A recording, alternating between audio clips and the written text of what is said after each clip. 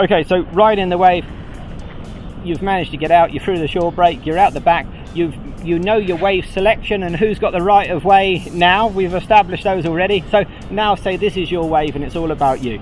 Like you want to be coming in where the peak is. So where the biggest bit of the swell is, you kind of want to come in with that, but also kind of know where they're breaking on your beach. And a good indicator of that as well can be the wave in front. So the wave that you already didn't take in front, if you look at it as it's going, you start to see the white water coming from it, you see where it's breaking, and you've got a good indication where your wave is going to break.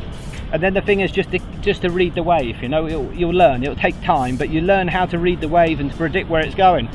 Wave riding, you know, some waves are just big, long, beautiful, clean lines, you know, and you could just be going turn after turn after turn.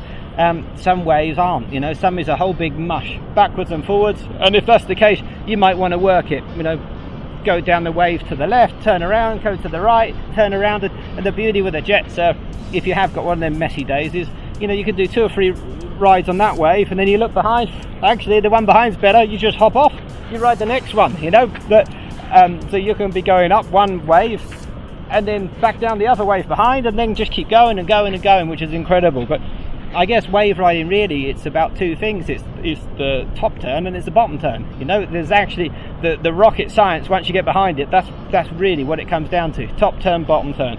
And with the jet surf, if we're talking jet surf, we got the GP 100, the ultra surf shape, and that shape is a bit flat actually from the front. It's not really that suited for waves. It's okay, you can have great fun in the waves, but you might find if you're trying to do like a really tight turn, it's quite difficult. You know, you can use the string to perhaps lead with your hand to pull it around, and I have found that you probably have to kind of weight the back foot quite a lot to get it to turn. I find if I weight the front foot too much, particularly going down from the bottom turn, I may actually kind of dig the rail into the water and then splat over on your face, and that's the wave ride done. So I turn on the GP 100 more on the back foot.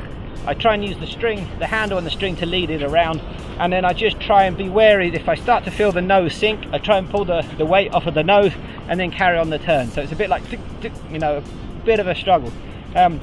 The race shape, that's awesome. I love that for wave riding. I mean, it is lacking a wave fin that's actually readily available.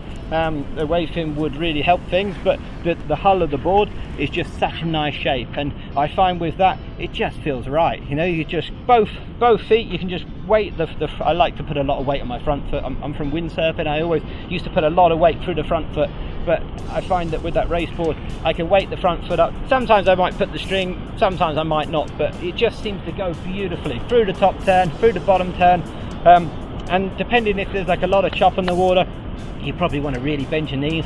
The extreme case we had today, that Nazaré huge waves, which was ridiculous. You couldn't see the chop from the shore, but it was banging, and these things were fast waves. They were flying. I'm bent down so fast here. I feel like, you know, I've almost got my bum touching the board. I'm charging, pulling the handle out right to the front, bang, bang, bang, and I'm hanging on for dear life because I didn't want to wipe out with one of them things. But it was incredible. Worked really, really well.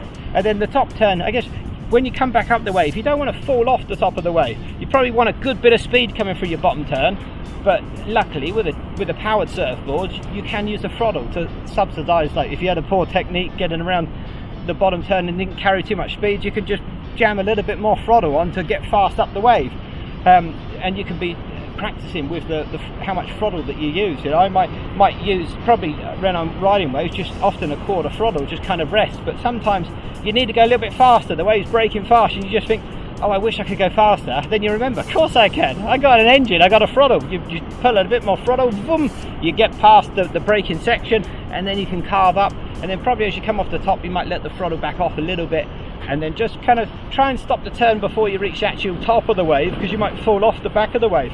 You know, you're trying to stop it 3/4 of the way up, and then turn, and then back down you go for the next bottom turn. But again, depending on the waves, you've got that throttle in your hand. If you fall off the back of the wave, you might be able to just push yourself, pull a bit more throttle, jump back in the wave. You know, as long as it's safe to do so, and the wave is of a size where you can see that there's no one else in there, and you were just riding it anyway. So that's really a few little tips that I've got for the wave riding. Most important also is to exit the wave before it closes. That's the point. So I guess, again, depending on what type of session it is, and what type of beach, what type of like shelf you've got. If you've got a reef break, you often got like a wave is just in the one place, and then there may be a big deep channel around it, and you fall off and there's no problem. It might be a beach break and it could be really messy, and then you've got wave after wave, so if the waves are small and you're happy to be in the white water and get worked, it doesn't really matter.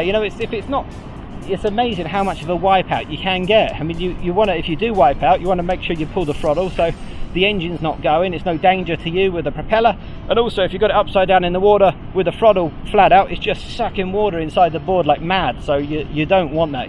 Stop the engine, compose yourself.